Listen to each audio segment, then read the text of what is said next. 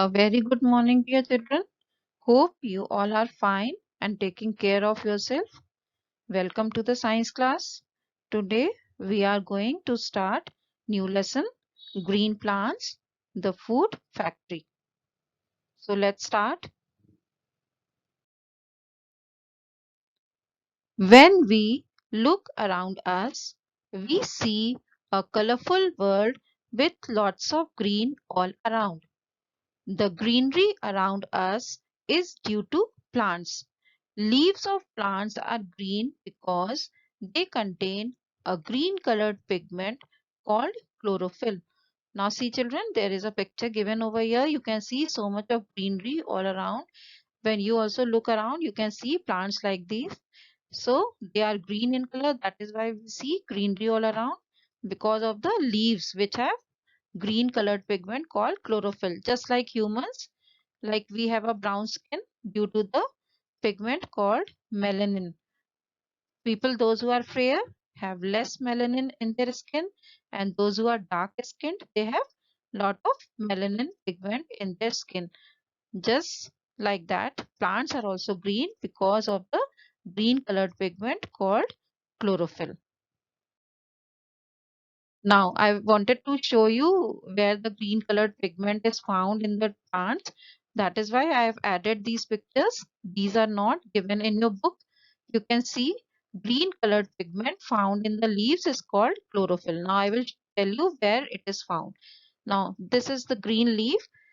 In this green leaf, this is the internal structure. Now, these are the mesophyll cells found in between inside the leaves, and you can see these dotted points given over. See dotted cells. These dots are chloroplast. You can see chloroplast structure given over here. And inside these chloroplasts, there are piles or stacks of a structure called thalcoid. And inside these is the chlorophyll found, which traps the sunlight and forms the food for the plant. So children, chlorophyll is found inside the leaves in mesophyll cells, and then inside the mesophyll cells, there is chloroplast. Inside chloroplast, there are piles or bundles of thalcoids. And in those thalcoids, these chlorophyll pigment is found, which makes the food for the plant. Activity 1. This is given in your book. Pluck a few leaves of a marigold plant. Crush them on your left palm with your right thumb to squeeze out some juice. Now children, I have put these two pictures of marigold flower so that you know which is marigold plant. You can see this is marigold plant. It is called genda in Hindi. You can see the leaves of marigold plant. These are green in color, and if you take them and crush them on your left palm with your right thumb, then you will squeeze out some juice. After crushing, throw the leaves and observe your left palm. After crushing, you will throw the leaves and you will see that your palm has turned green. It is due to the green chlorophyll present in the leaves. The chlorophyll present in the leaves helps plant to make food. So green leaves are called the kitchen of the plant. Chlorophyll present in the leaves traps the sunlight, and with the help of that it makes food. So green leaves are called the kitchen of the plant. Now we will learn today about the parts of a leaf. You can see this diagram given over here of a parts of a leaf. A leaf has the following parts: a petiole or stalk. Now you can see children, this is petiole or stalk by which the leaf is attached to the stem. This stalk is also called petiole. Lamina or leaf plate. This whole green flat portion of the leaf is known as leaf blade or lamina. Midrib or main vein. Main vein is this center line which is going throughout the leaf from the base to the tip of the leaf. This is called midrib or main vein. Side veins or lateral veins. Side veins, these are the side veins which are coming out of the main vein. These are side veins. and stomata. Stomata you can't see, children, they are very, very small, and though they are on the lower surface of the leaf. So they are seen only through a microscope, but there are stomata found on the leaves. Stomata are a kind of holes through which the transfer of gases takes place. We will read about it later. So now you know that leaf has these main parts.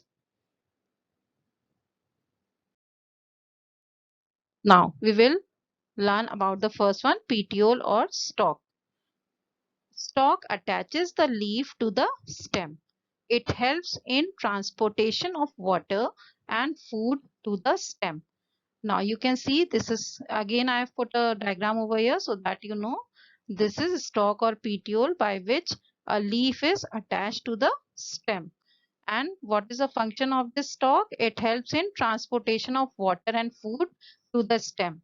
Now children, when root sucks the water, it is transported through this stalk to the leaf so that the leaf can prepare food with the help of water. Then lamina or leaf plate. Now we will read about this. Lamina, this whole green portion of the leaf. The flat green surface of a leaf is called lamina or leaf plate. It receives sunlight and traps the sun's energy. Now the chlorophyll present inside this, I told you in mesophyll cells, the chlorophyll present there, it receives sunlight and traps the sun's energy, which help the plants to prepare their food. Now the next part of the leaf is midrib or main vein. Now you can see midrib over here in this leaf in the center. This portion is called midrib. This line which is going through the leaf from base to the tip.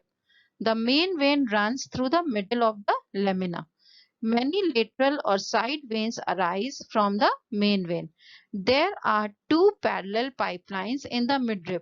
Now this midrib you can see only one line, but there are two pipes going inside through this midrib. One pipeline transports water to all the cells of the leaf.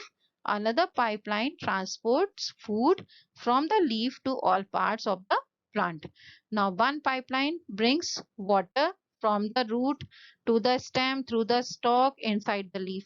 And the other pipeline which is going, it takes the food prepared by leaf back to the stem and then to all the parts of the plant. Now next part is stomata. Stomata, singular is stoma and plural is stomata, because there are many stomata on the seed. This is the lower surface of the leaf and there are many stomata found on this. And when we talk about one, then we say stoma. When we talk about many, then we call them stomata. Stomata are tiny pores or holes present mainly on the underside of a leaf. Stomata performs the following functions. Now, what is the main function of the stomata? Stomata help in exchange of gases. They take in carbon dioxide and give out oxygen. As you all know, leaves take in carbon dioxide to prepare food and they give out oxygen after preparing food. In the process of making food, oxygen is released, which is given out in the atmosphere with these stomata or pores. Stomata also give out excess water present in the leaf in the form of water vapor. Now, whatever extra water is left after preparing the food, that excess water is also given out through the stomata in the form of water vapor. And this process is called transpiration. A leaf is a flat, green structure attached to a node on the stem. The stalk by which a leaf is attached to the stem is called the petiole. The thin, flat and white part of the leaf is called lamina. The lamina is green in color. The thick line present in the middle of a leaf is called the midrib. The thin lines branching from the midrib are the veins. The arrangement of veins on a leaf is called venation. When veins appear to branch from the midrib, the venation is called reticulated venation. When the veins run parallel to one another, the venation is termed as parallel venation. This type of venation is generally found in the leaf of grass. Okay, children, only this much for today.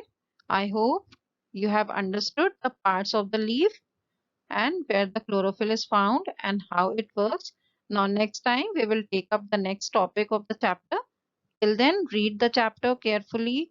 Whatever topic I have taught you today, please go through it 2-3 times and try to learn all the parts of a leaf and draw this diagram of the leaf in your classwork copies. Okay, thank you, children. Take care. Have a nice day.